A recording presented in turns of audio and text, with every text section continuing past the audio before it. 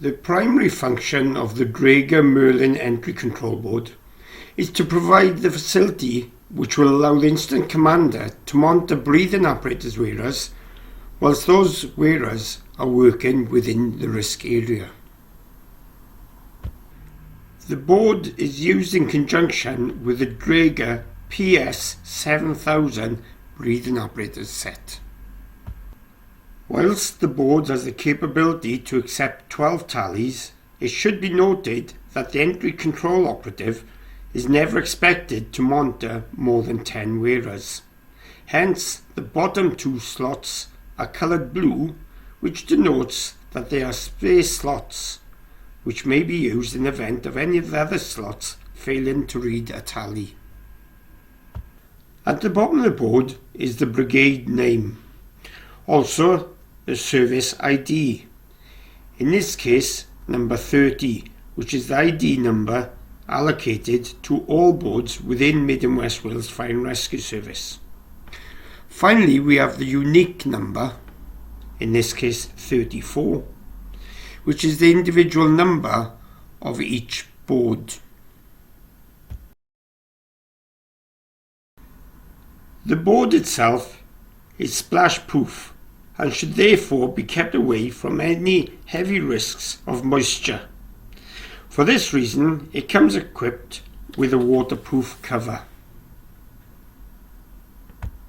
This cover has the additional design feature of having pockets which store any ancillary equipment such as entry control officer's tabard, Chinograph pencils, or the aid memoir which comes with this board. The board is capable of transmitting and receiving signal at a distance of up to 3 kilometers line of sight, or up to 53 floors high in high-rise buildings. However, it should be remembered that this could be reduced in certain types of building construction, such as reinforced concrete.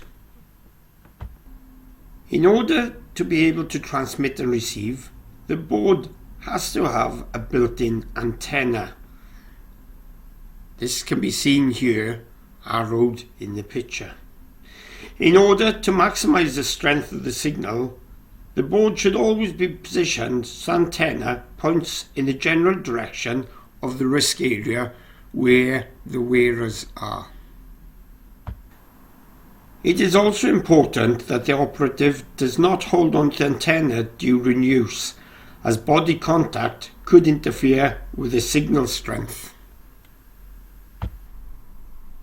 Each slot on the board is referred to as a channel and will read the chip which is embedded within the tally of each individual breathing apparatus set. This ensures that the board knows which breathing apparatus set it is monitoring.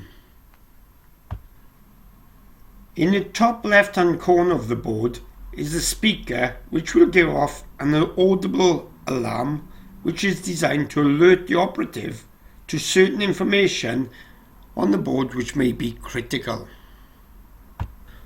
On the right-hand side of the board is the keyboard. This is used to scroll through the menu and set the time, the date, write the tally in the event of the board not recognizing the one that is already written, and also testing the board.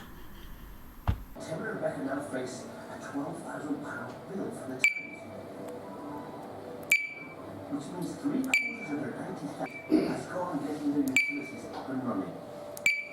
We're actually excited about it because it means that we can go from one toilet for the whole household to hopefully 3, maybe 4. The analog clock runs off a separate battery to the rest of the board. This ensures that in the unlikely event of loss of power, the board can still be used, albeit in a limited capacity. The information button is used to scroll through the information of individual wearers whilst they are wearing the breathing apparatus set. By pressing the information button, we can see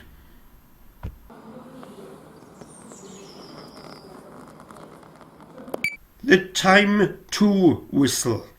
This is the number of minutes a particular wearer has got before the low pressure warning whistle sounds.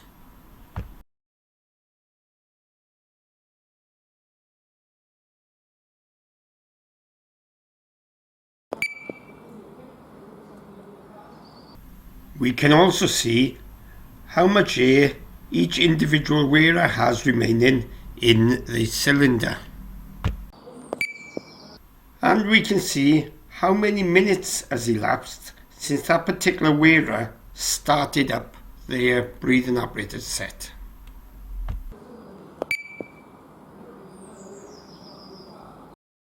If left, the display will always default back to the time of whistle.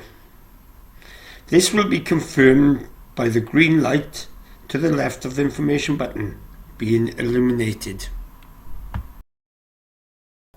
The exclamation mark is a light which will light up red in the event of the board receiving a distress signal from any of the BA sets in the risk area.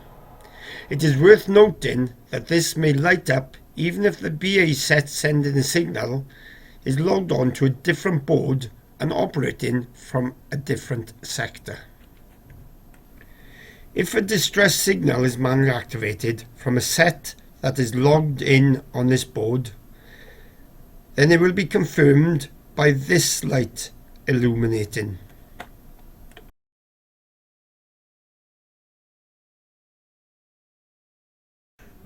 However, if a distress alarm is activated automatically by the set, maybe because the wearer hasn't moved for 45 seconds or more, then this light will illuminate.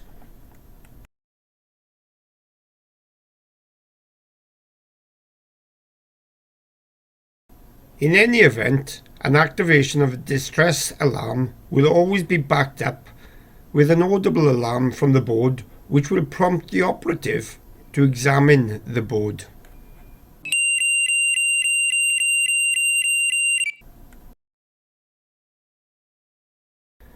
The light, which looks like an arrow pointing at the door, will become illuminated if the wearer sends a signal to indicate they are exiting the risk.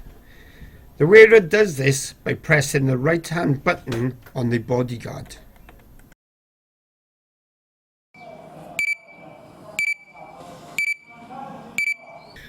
The operative can acknowledge the signal by pressing the button next to that particular wearer. This will also mute the audible bleeping that backs up the illuminated light. The green radio light is illuminated to show that the board has telemetry signal with the BA set. If the signal disappears, maybe due to the set going out of range, then the light will start to flash. If the set then returns to within range, the light will then return to being solid to show that the signal has returned. The All Wearers Evacuation button is used to evacuate all wearers that are committed from this particular board. By pressing and holding this button, the board will send a message to all wearers telling them to evacuate the building.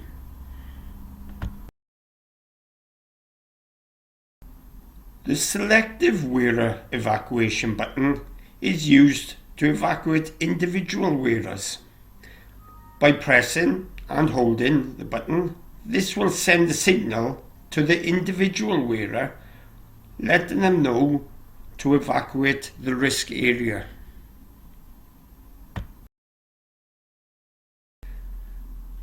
Regardless of whether the All Wearers Evacuation button is used or the Selective Wearer Evacuation button is used, the wearer will get the running man symbol to let them know that they should exit the risk area.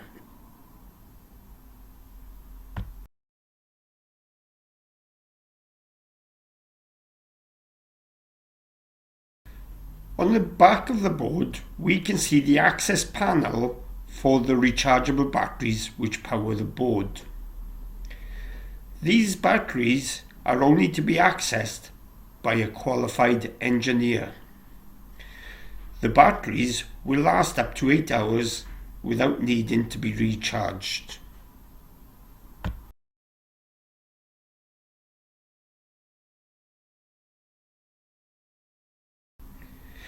They are recharged via the umbilical cord, which will plug into the on-board charging facility of the fire appliance.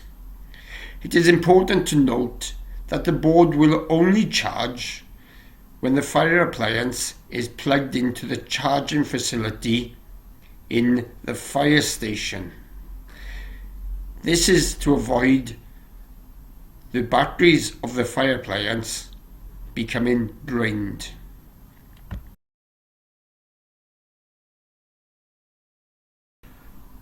Also on the back of the board, and covered by an aluminium cap, is a port for fitting an extension antenna. This may be required if working in underground structures such as tunnels.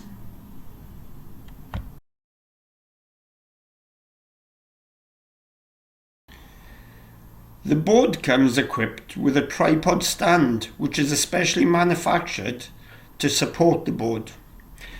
By using a tripod, it ensures the operative maintains a good posture whilst operating the board, and also prevents the board falling over, which may cause damage to this expensive piece of electronic equipment.